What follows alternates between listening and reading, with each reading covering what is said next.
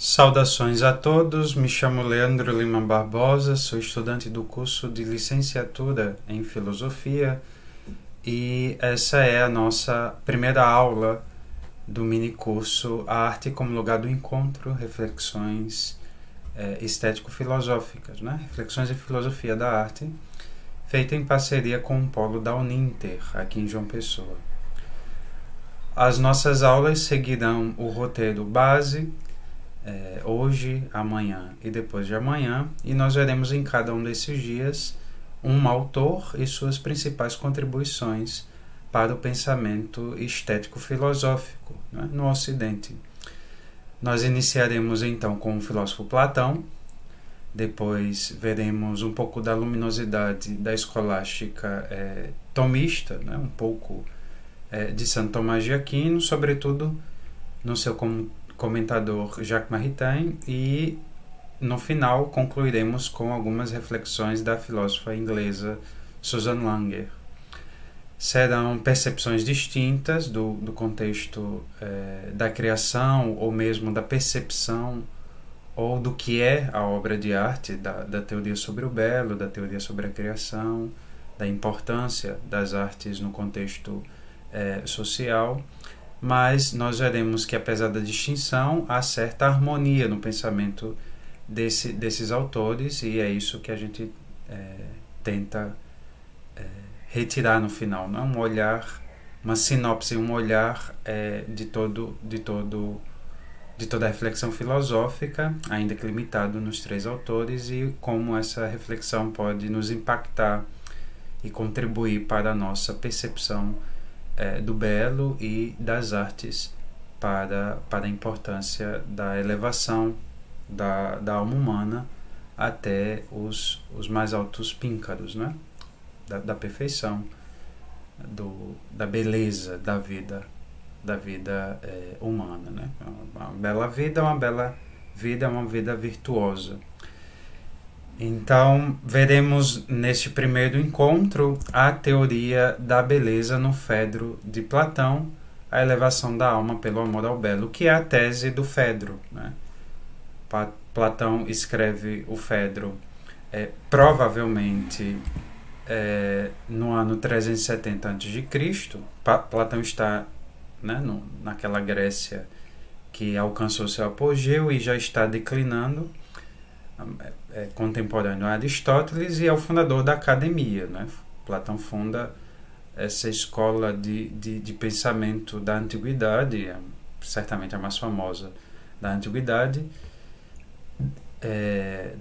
grega, é claro, e traz contribuições para o pensamento que serão refutadas ou aceitas pela maioria dos filósofos, né? Assim, Platão inicia essa reflexão filosófica mais acentuada, né, no Ocidente grego-latino, e todos comentarão algo de Platão, seja para concordar, seja para discordar, né, como é o caso, por exemplo, do seu filósofo discípulo mais ilustre, Aristóteles, e temas diversos foram tratados por Platão. No caso específico da nossa disciplina deste minicurso, nós veremos as contribuições de um pensamento estético de Platão. É claro que na concepção dos filósofos antigos tudo está conectado, não é? Há uma sinopse, uma sinergia entre os temas, e de modo que nós veremos a tese platônica sobre a beleza sem descuidar da sua concepção metafísica, da sua concepção política, enfim, não tem como. Então, propriamente o Fedro, não é? É uma obra da maturidade. Platão já não é aquela ligação total que ele tinha com Sócrates, né? Das primeiras obras, que parece que é Sócrates quem fala, aqui é Platão quem fala, e ele é construído de três partes, né? A primeira parte é o diálogo com Lísias, que é um retórico, um sofista da época. Depois o diálogo de Sócrates, né? E a retratação de Sócrates, né? O diálogo de Sócrates com Fedro, e depois a retratação desse diálogo primeiro de Sócrates a mando do daimon, de Platão, que manda ele corrigir algumas falas, né? Mas é interessante nós guardarmos o conceito do que significa a palavra Phaedro, né? Em grego, ele tem alguma coisa a ver com a palavra que nós usamos para reluzente, né? Para mostrar que uma coisa resplandece com luz, né? Incide sobre ela a luz. Isso é muito interessante porque o texto vai tratar de obras artísticas, e para o Ocidente, essa primeira reflexão ocidental até o medievo, a luz é um dos principais conceitos para a percepção da arte, né? Sobretudo as artes visuais, porque o mais elevado sentido para a antiguidade filosófica era o sentido da visão, né? E segundo, o sentido da audição. Então, para nós enxergarmos, é necessário luz. Então, reluzente, o que é reluzente? Aquilo que incide luz sobre si e que, de algum modo, emana luz de si, é fundamental para a concepção artística, né?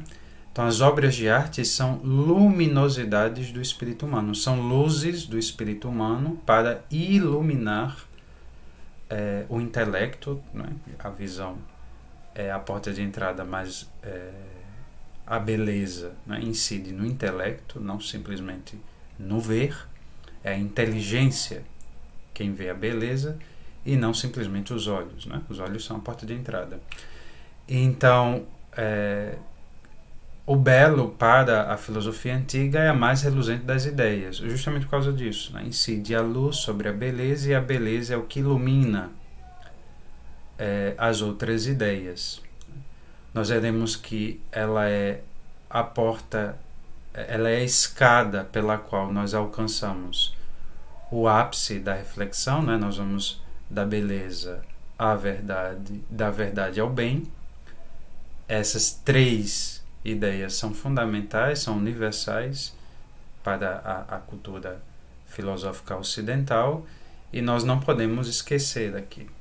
E quanto isso está incidido não só na reflexão ou na percepção sensitiva das coisas, mas na própria elevação da alma, né? Quer dizer, a alma que vive conforme a beleza é uma alma que vive conforme uma luminosidade. E a luminosidade de uma vida, como nós dizíamos no início, está em ela ser virtuosa e assim alcançar a eterno, a excelência que os gregos tanto buscavam. Então, para os gregos, a excelência do homem é alcançada, né, pela vivência do belo e do bom. Então, as duas ideias estão interligadas e ambas correspondem à realidade, que é o que a gente chama de verdade, né? Então, o belo e o bom estão interligados, e eles estão interligados porque, para o ser humano se realizar, ele só se realiza pelo conhecimento do bem, pela vivência do bem em uma bela vida, e o conhecimento do bem implica o conhecimento justo da realidade tal qual ela é, o que nós chamamos de verdade, não é? A adequação da nossa inteligência ao que é real. Então, a beleza, a verdade e a bondade estão ligadas, unidas, de modo que uma pessoa que cultiva o belo, né, que participa da beleza, ela imediatamente conhecerá a realidade, e, conhecendo a realidade, ela alcançará a bondade, que todos nós buscamos o bem, não é? Viver bem. Tudo que nós buscamos em vida, todas as nossas ações têm como um fim o bem, senão nós não agiríamos. Então, isso é importante de nós termos em mente, né? Se nós não podemos nos elevar pelo belo até a contemplação do bem, sem, contudo, seguirmos a força do intelecto, o impulso do amor que reside na vontade, que é o apetite intelectual. Portanto, o bem, o verdadeiro e o belo são unos, né? Então, a força da beleza que nos atrai nos impulsiona a buscar a verdadeira realidade, e a verdadeira realidade é boa. Portanto, isso nos encaminha para a realização enquanto seres humanos e uma realização total, né? Então, Phaedros, ou Phaedro, é essa obra platônica que trará diversas concepções fundamentais para a própria filosofia de Platão, não só referente ao bem, à beleza, digo, mas também ao bem e à verdade. Primeiro, nós precisamos entender uma tese metafísica de Platão sem a qual nós não conseguiremos compreender o que ele quer dizer com a sua teoria da beleza, com a sua teoria da imitação, né? Para Platão, a realidade ela é inteligível, né? Nós conseguimos conhecê-la, mas nós a conhecemos pelo que nós temos de eterno, pelo que nós temos de verdadeiro, quer dizer, de real mesmo, que é a nossa alma, né? A nossa alma intelectual é o que há de mais real neste mundo sensível. Porque todas as outras coisas, inclusive a parte material do nosso ser, que é o corpo, elas são fantasmagóricas, elas são imagens de algo que é real. Elas não têm realidade em si, senão elas só têm realidades por participarem de uma ideia que é real e que é habitada em uma planície distinta, a planície da verdade, né? A planície da verdade quer dizer a planície da realidade, daquilo que tem realidade, né? Que tem ser, o que é verdadeiro em si mesmo. Essa planície das ideias que alguns chamam de mundo, né? Uma coisa ruim de entender assim, né? Como se fosse dois mundos. Não é isso que Platão pretende. O que Platão pretende é que há um mundo sensível, esse mundo de fantasmas, né? De fantasma no sentido de ideias, que não tem realidades em si, senão quando se correspondem, quando se comunicam com essa realidade do mundo das ideias. Então, é uma realidade única, no sentido de que é o mundo das ideias que dá o sentido e o grau de realidade para o mundo sensível, né? A planície das ideias alimenta o mundo sensível. Não são mundos distintos, porque o mundo sensível não subsiste sem a realidade da planície da verdade. Então, é lá que estão as ideias reais, né?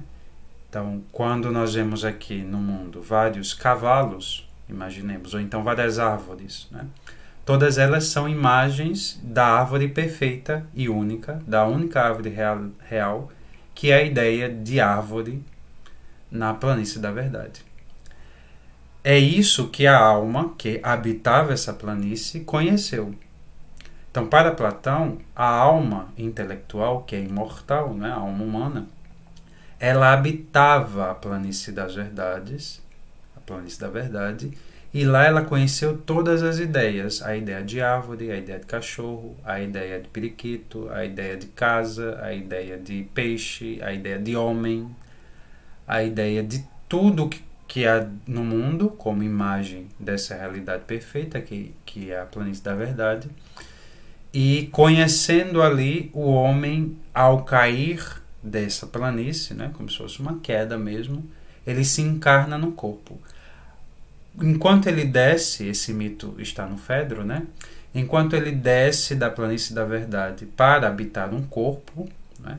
Enquanto ele se encarna no corpo, ele passa pelo rio, né? Pelo rio Léter, que lhe faz esquecer diversas coisas, como se acontecesse uma limpeza, né? Enquanto o homem desce da alma e que lhe produz um esquecimento dessas ideias cheias de realidade, né? Das ideias em si. Essas ideias em si, eternas, divinas, elas são esquecidas pelo homem, o que faz com que o homem necessite de uma reminiscência, quer dizer, que ele necessite relembrar das ideias. Essa é a tese do conhecimento, né?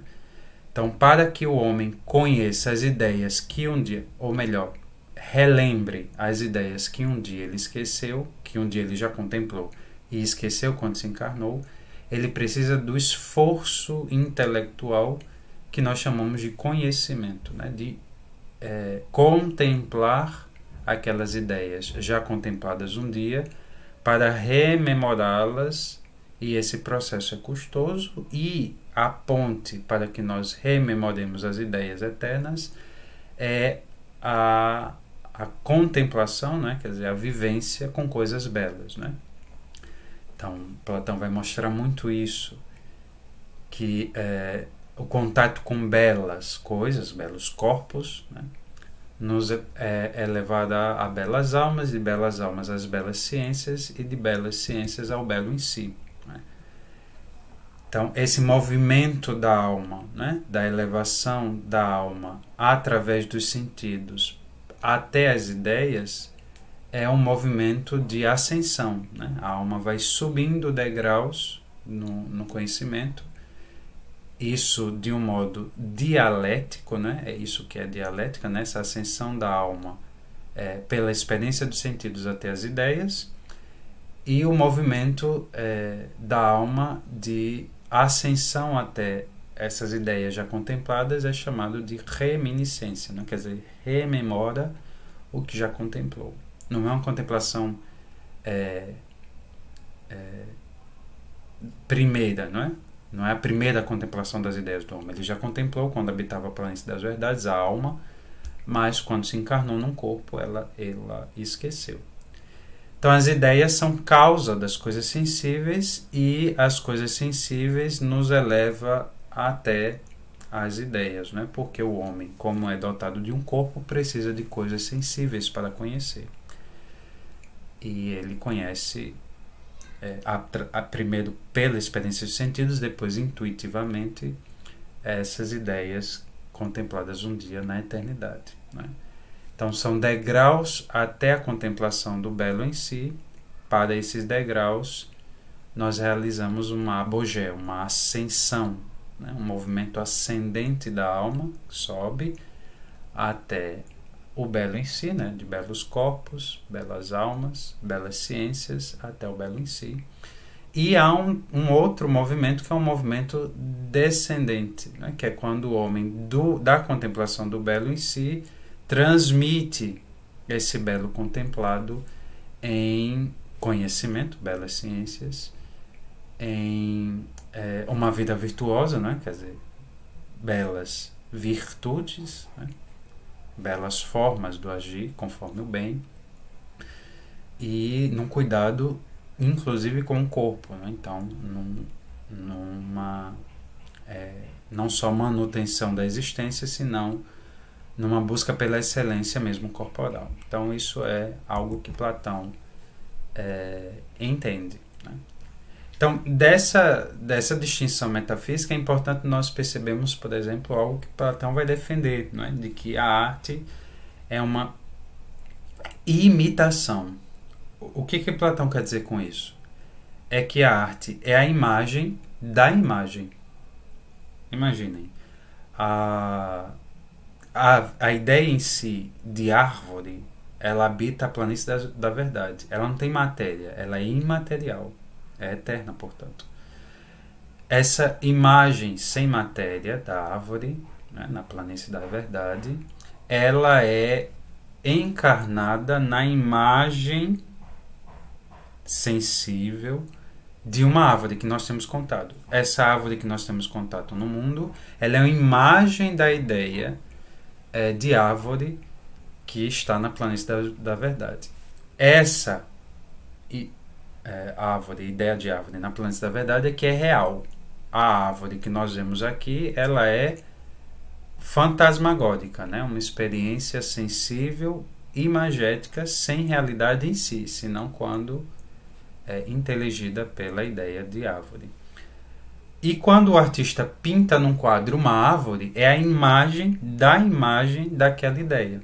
Por quê? Porque a árvore que nós vemos já é uma imagem da ideia eterna de árvore, e o contato com uma obra artística que por exemplo, uma tela, né, que expressa a árvore, é um contato com a imagem da imagem, quer dizer, uma imitação do que já é imitação da ideia.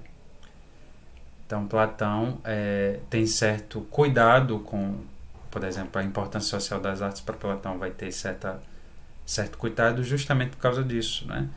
Porque é fácil manipular pelas artes as massas e levá-las a uma contemplação fantasmagórica, irreal, ilusória, porque sem realidade em si, sem conexão com a realidade em si, que são as ideias eternas, a arte perde o sentido e fica nas mãos do político para levar o povo para onde ele quiser, né? Então a arte, para Platão, tem uma força impressionante, e a sua manipulação por um mal político ou por gente que só busca o seu próprio interesse, né, pode levar a terríveis consequências para a polis, para a cidade, para o governo, né, para o todo.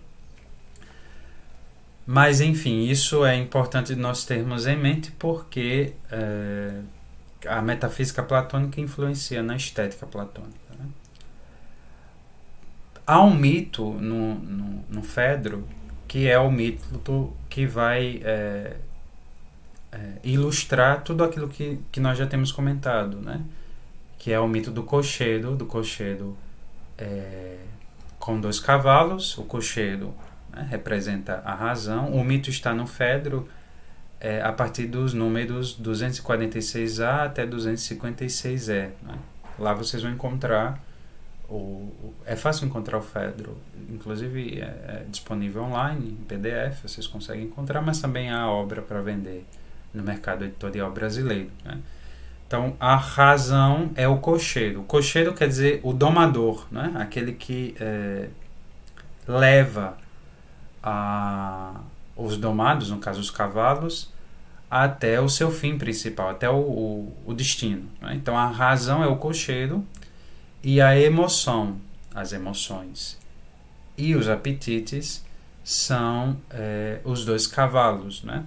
Então, a parte sensível da alma, que é a parte sede das emoções, né, e dos apetites, e a parte timocrática, né? A parte timocrática é a sede das emoções, a parte apetitiva é a sede dos apetites. Elas são orientadas pela parte intelectiva da alma, que é a sede da razão, e do nous, que é aquilo que há de mais elevado na razão humana e que nos conecta com o que há de mais divino, que são as ideias, né? Então, essa tripartição da alma por Platão, né, em que a razão tem um comando principal, ela é fundamental, porque quando a gente fala que Platão diz que o movimento ascendente começa pela contemplação de belos corpos, nós podemos dizer, sim, na nossa cultura atual, né, na nossa cultura contemporânea, o culto à beleza estética exterior, a beleza do cuidado do corpo, é muito grande. E ainda assim as pessoas não se elevam a belas almas, e muito menos a belas ciências, e ainda muito menos ao belo em si. O que é que acontece? Acontece que na contemporaneidade não se segue o ideal platônico. Não é a razão quem conduz a vida. Não é a razão quem orienta as emoções, não é a razão quem canaliza os apetites, né?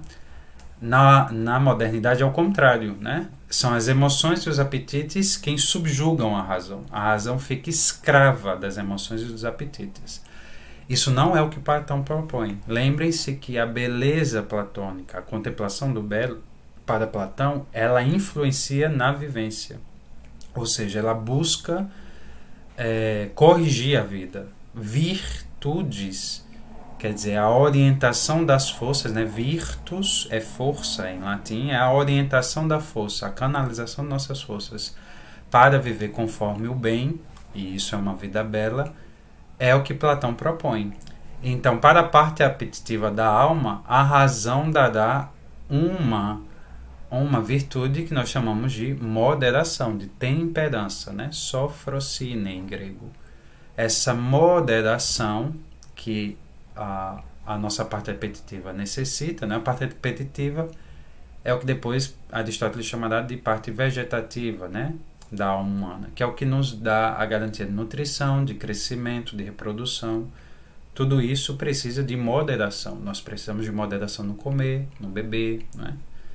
No vestir, tudo moderado, e assim alcançamos uma boa vida pela sofrosine. Para a parte democrática, que é a parte das emoções, né? A emoção, os sentimentos, né? O medo, a alegria, o gozo, o prazer, tudo isso que nos influencia emotivamente. Para essas tensões, né? Essas paixões da alma, Platão diz que é necessário coragem, a virtude da coragem para orientar, que é dada pela inteligência, né? Para orientar as nossas emoções na parte democrática da alma, que Platão identifica inclusive no corpo humano, né? Platão tinha essa ideia de que a parte repetitiva estava como que no ventre, né? Essa parte mais abaixo, inferior, a parte democrática no tronco, né? Do corpo, com a sede mais aqui ao peito, e a parte intelectiva na cabeça, né?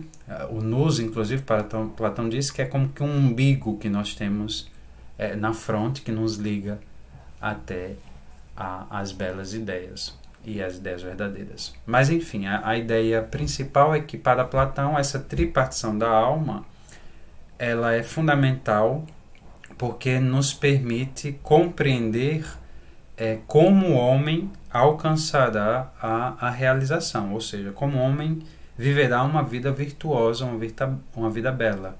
Essa vida bela é determinada pela razão, como um cochedo, como aquela que garante a boa orientação da vida, né? Aquela que garante que o homem atinja o seu fim, que é a realização, a felicidade. E para que o homem viva essa felicidade, ele deve contemplar a beleza e, contemplando a beleza, viver belamente. Então isso é fundamental para o aspecto moral da estética platônica, né? Nós vimos o aspecto da realidade de uma obra de arte para Platão, que é a imagem da imagem, né? A imagem da ideia. É a imagem da ideia, né? E nós vimos agora o aspecto moral, quer dizer, o belo influencia não só na nossa contemplação intelectual, especulativa das coisas, mas ela influencia também na nossa vida moral, na nossa existência conforme o bem, né? E o mito do cocheiro ajuda a isso. É interessante, eu trouxe para vocês conhecerem um pouco, o mito do nascimento do amor. Por quê? Porque Platão diz que o amor é no amor, né? A partir do amor, que nós ganhamos o ímpeto, a força para buscar as coisas, para buscar a verdade, o bem e a beleza. Nós precisamos de amor, porque o amor, tendo sua sede na vontade, é o que nos dá o desejo, né? A gana, o querer buscar tanto a verdade e a beleza como a bondade. Então, para a contemplação da beleza é necessário amor. Amor ao belo.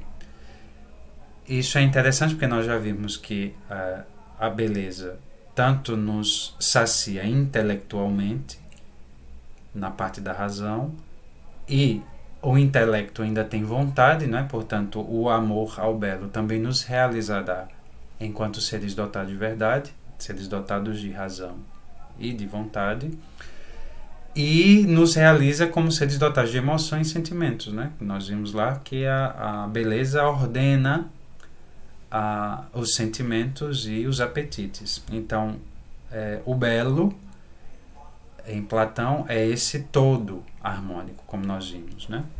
não sem problemas, é claro, porque as contribuições sempre precisam de algum reparo, mas isso é muito interessante para nós termos em mente que há uma compreensão integral do ser humano, né? Como é que Platão explica o amor, né? Ele diz que o amor nasceu do encontro de duas coisas que nós entendemos como sentimentos, né? Ou como condições, né? Que era a pobreza, né? Que Platão chama de pênia, e podos, não é? Que é a abundância, que seria o excesso de bens. Pênia é a falta dos bens, a pobreza, e podos, o excesso de bem. Não é? Eu vou ler um pouco do trecho do banquete de Platão, onde ele conta como isso aconteceu, como o amor nasceu, né? E vai nos ajudar, já finalizando, a contemplar um pouco do que é a tese platônica do belo. De que pai ele nasceu, o amor, perguntei, e de que mãe? É uma história um tanto longa, mesmo assim vou contá-la a ti. No dia em que Afrodite nasceu, os deuses deram um banquete. Com eles estava o filho de Metis, Poros. Depois do jantar, Pênia tinha vindo mendigar, o que é natural no dia de abundância de comidas e bebidas, e mantia-se perto da porta. Poros, que se tinha embriagado com néctar, pois o vinho não existia ainda, entrou no jardim de Zeus e, entorpecido, adormeceu. Pênia, na sua penúria, teve a ideia de ter um filho de Poros. Deitou-se junto a ele e concebeu o amor.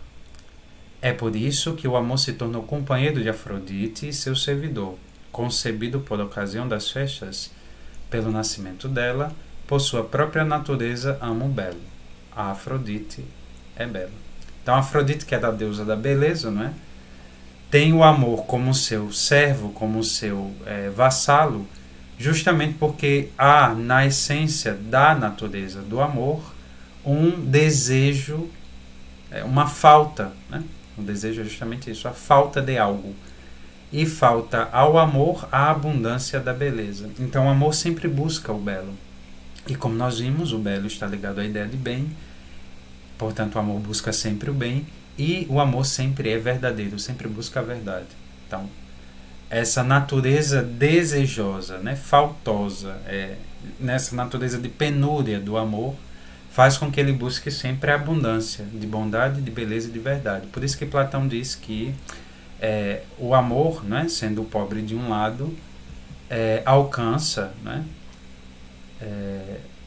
pode alcançar, se assim se seguir, a abundância do encontro quando verdadeiro com a beleza, com a bondade e com o real, com a verdade, né? Então isso é muito, muito interessante, está no banquete 203b, 204b, depois vocês podem ler o trecho todo, e isso vai mostrar como Platão concebia que o amor à beleza pode incidir na realização do homem, né? No fundo, Platão está dizendo que a força, e Platão diz isso no Fedro, né? Que o dom, o presente que os deuses deram ao homem para que ele alcançasse a sua realização total é o amor. O amor é a ponte de ligação do homem, dessa alma que um dia contemplou a verdade, com essas ideias realizadoras do homem, né? A beleza, a bondade e a verdade. Então a força motriz que leva o homem à elevação até a beleza, no caso do que nós estamos estudando, para Platão é o amor, né? Então é o amor a belos corpos que levará o homem ao amor a belas almas, e do amor a belas almas, o amor a belas ciências, e do amor a belas ciências, quer dizer, ao conhecimento belo, né? Do amor à beleza em si. Então é o amor que desejoso busca, né? Porque deseja, procura. Porque procura, acha, e quando acha, se realiza. Então é o amor quem dá a beleza, essa atração, né? Esse desejo de buscar que dá ao homem essa atração pelo belo. Então, por isso é o belo quem desencadeia a manifestação erótica, pois o amor tem necessidade da beleza. A manifestação erótica comum. O primeiro passo, né? Isso ajuda até a compreender o amor eros, né? Que é nós encontramos alguém, achamos ele belo, né?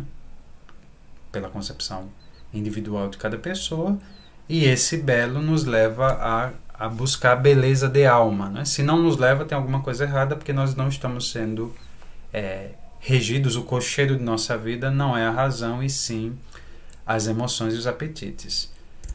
Se o cocheiro de nossa alma for a razão, nós olharemos para pessoas belas e buscaremos a beleza de alma delas, que é para além da beleza visual, da beleza, lembrem-se, da beleza fantasmagórica. É bonito, mas é um fantasma, né? Uma imagem da imagem. A mesma coisa para as obras de arte, né? Quer dizer, se nós ouvimos uma bela música e ficamos somente na beleza do som, sem nos elevarmos à beleza em si, a música de nada serve. Se nós se vemos uma bela obra de arte ou uma bela peça teatral, enfim, ou lemos um belo poema, e isso nos dá uma saciação simplesmente sensorial, sem nos elevar a uma beleza, para a fonte de toda beleza, que é divina, para Platão, a arte de nada serviu, né? Nos prendeu ao chão, ao que é sensível, sem nos elevar ao que é imaterial. Então, para Platão, a necessidade de contemplar o belo é a necessidade de viver do que é eterno, né? De lançar-se para viver do que é eterno, que para Platão são as ideias na planície da verdade, né? Então, o mundo sensível, o mundo que nós vivemos aqui, só tem sentido se for vivido em conformidade com o mundo da eternidade. Inclusive, isso é fundamental para compreender toda a política de Platão, né? Mas isso é tema para outro encontro, né? Então, de modo que é pelo forte impulso do amor que a alma ascende na contemplação de belos corpos às belas almas, de belas almas à bela ciência, e da bela ciência às belas formas, ou seja, as ideias ao belo em si. Na relação amorosa, para Platão, ao contrário de Lísias, do sofista, né, no diálogo nós vemos isso, tanto o Herômenos, quer dizer, o amante, quanto o Erastes, o amado, deve vivenciar em simetria, pois só assim é possível a verdadeira ascensão pela filosofia. São os dois amantes da verdade e não somente um do outro. Então, para o amor platônico, né, o amor de Platão, a ascensão dialética, que a gente chamou de filosofia aqui, a ascensão, a dialética, né, a filosofia para Platão, esse amor dialético entre o amado e o amante é um amor de iguais. Não é um amor de um pelo outro simplesmente. É o amor dos dois pela verdade. É o amor dos dois pelo bem. É o amor dos dois pela beleza. Para Platão, o que nós amamos no outro não é somente o corpo ou o aspecto sensível da pessoa. Nós amamos nele o bem que ele ama. Nós amamos nele a verdade que ele busca. Nós amamos nele a beleza, né, de sua vida, de suas virtudes, enfim. Então, os dois se amam, é fato, né, precisa disso, mas amam em si o que há de mais belo, o que há de mais eterno, que é a parte intelectual, a parte da alma, né, de um dos outros. Não amam só o corpo, amam os corpos, sim, mas amam as almas, as virtudes, o conhecimento, e assim alcançam a beleza em si, né? Então, para Platão, essa relação é de igualdade, porque os dois amam a mesma coisa. Se amam e amam a mesma coisa enquanto se amam, né? Vou pegar aqui o verso 256, né? Platão diz assim: viajando um com o outro e juntos criarem asas por graça do amor, quando criarem, quer dizer, os dois, o amante e o amado, viajam um ao lado do outro, né? E assim, nas asas do amor, alcança a beleza em si, o belo em si. Assim, pois, eu afirmo que o amor é dos deuses o mais antigo, o mais honrado e o mais poderoso para a aquisição da virtude e da felicidade entre os homens, tanto em sua vida como após em sua morte. Aquilo que eu estava comentando para vocês, né, que Platão entende o amor como o que há de como um presente mais precioso dado aos deuses para o homem conseguir refazer o caminho que ele perdeu quando a alma se encarnou num corpo. Então, isso é muito, muito interessante, né? O presente divino aos homens é o amor, porque é o amor que é capaz de garantir uma ponte até o que há de mais eterno e que é algo que o homem tem em si, essa centelha eterna e imaterial que é a alma humana. Então, para Platão, nos mitos pagãos, né, que Platão se utiliza, a elevação da alma pelo amor da beleza, pelo amor, é o que torna ele capaz, a elevação da alma pelo amor, abogé, é o que torna o homem capaz, a alma capaz de chegar até o belo em si, e depois ao bem, e depois a verdade. Né? Inclusive, filosofia é isso, né? Um amigo da sabedoria, quer dizer, aquele que tem amor à sabedoria. Então, o filósofo, que é quem melhor faz esse caminho de volta à contemplação das ideias, é alguém que ama plenamente, e esse amor é o que move a sua existência. Essa existência movida até a beleza pela contemplação de belas obras de arte. E o que é uma bela obra de arte para Platão? É uma obra útil. E o que é uma obra útil? Uma obra que leve o homem da contemplação dela, do que há de material, de sensível, de fantasmagórico, de imagem, ao belo em si. E uma obra inútil para Platão, uma obra perigosa, por isso que às vezes na República, na República, ele tem certo temor pelos artistas, dele ter visto, como eu disse a vocês, ele estava na decadência, né, da democracia grega. E ele via que muitos políticos utilizavam da arte, dos artistas, para levar a massa, a democracia, né, o demos, o povo, a população que podia, né, participar da democracia, para um caminho distinto do caminho do bem. Então, a luminosidade que o Fedro, né, que a palavra Fedro representa na concepção platônica, é essa luz de uma vida bela, vivida belamente, porque iluminada pela ideia de belo, da planície da verdade, que é a realidade para Platão. Então, é isso. Qualquer dúvida, qualquer pergunta, qualquer contribuição, né, comentem aqui nos comentários do vídeo. Fiquem à vontade para comentar. Podem mandar e-mail pelo e-mail que comuniquei a vocês. Podem comentar aqui alguma coisa que acharam interessante, algo que pesquisaram, né, que acharam e que pode acrescentar a nossa reflexão. Eu estarei sempre disponível a responder a vocês e espero na próxima aula que nós falaremos um pouco sobre a teoria de Tomás de Aquino, né? Sobre a teoria de Tomás de Aquino, sobre a beleza e o que constitui algo belo, sobretudo quando Santo Tomás é comentado por Jacques Maritain, né? Então, comentem, ajude-nos a divulgar o vídeo para que essa compreensão de arte de Platão seja possibilitadora de um encontro conosco mesmo, com o outro e com essa coisa mais divina que é a beleza em si, durante esse período de nossa existência aqui, como almas eternas encarnadas e que um dia devem voltar para essa planície e contemplar o belo em si, né? Então, muito obrigado pela paciência de me ouvir até aqui e até a próxima aula.